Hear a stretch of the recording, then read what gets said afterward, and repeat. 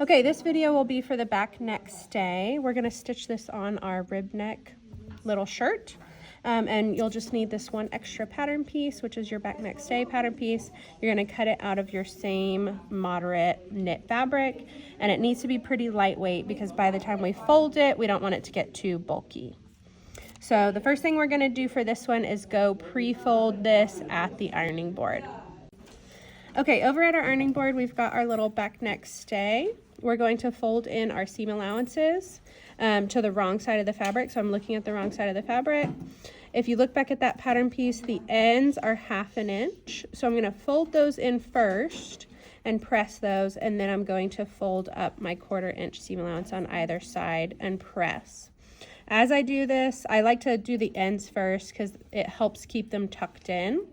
But I also want to make sure that my seam allowances don't start sticking off the edge. So if that happens, make sure to just press them back in. So I'll go ahead and get this started.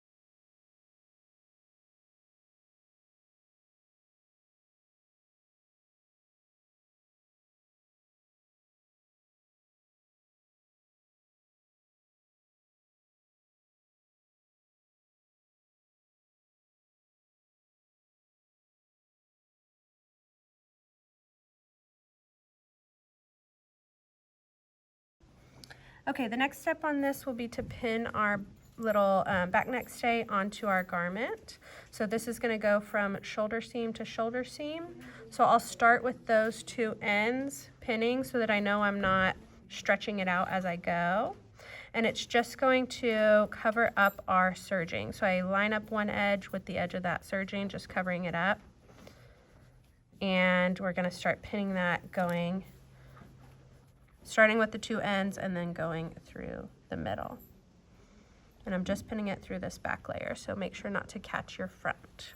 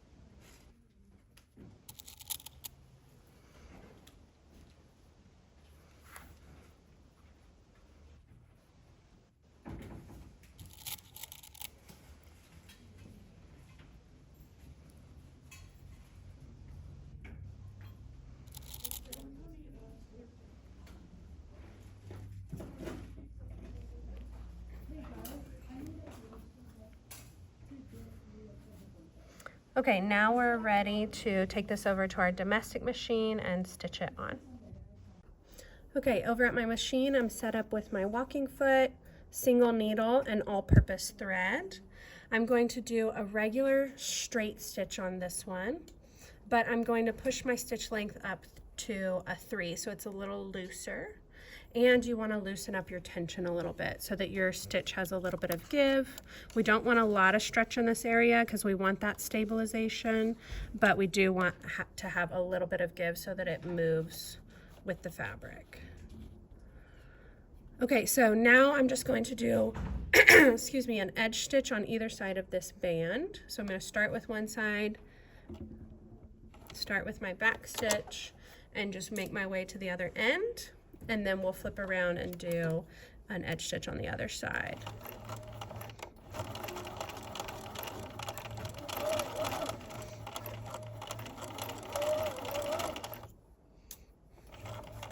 You may have to kind of tug on it when that bulky seam is under your foot. You may have to help it kind of get through because it likes to get stuck on that bulk.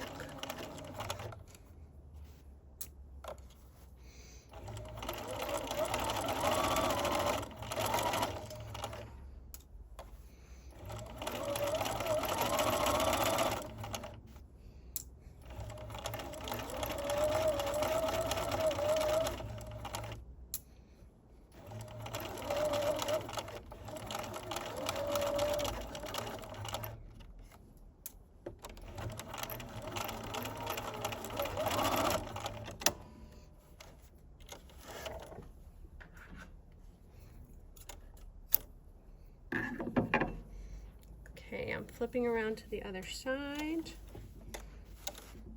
We're going to do an edge stitch on this other side. The most important part is that we keep our stitch lines parallel. So as I'm stitching, I'm going to be watching this other stitch line and trying to keep it parallel because on the outside these will be visible and you want them to be as neat as possible from the outside.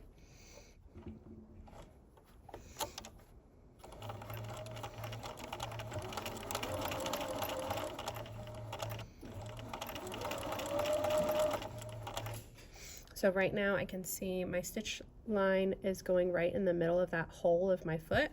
So I'm just gonna stick with that point and try to keep it right in the middle.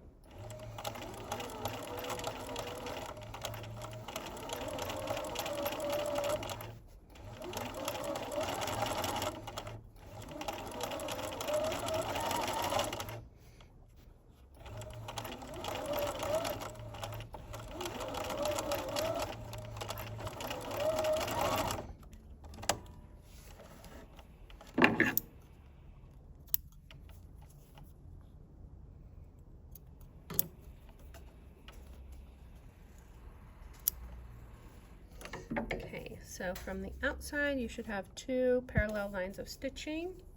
From the inside, you should have edge stitches on either side of that band. And because we had that longer stitch length and that looser tension, we should have some give. Our threads should not pop as this stretches.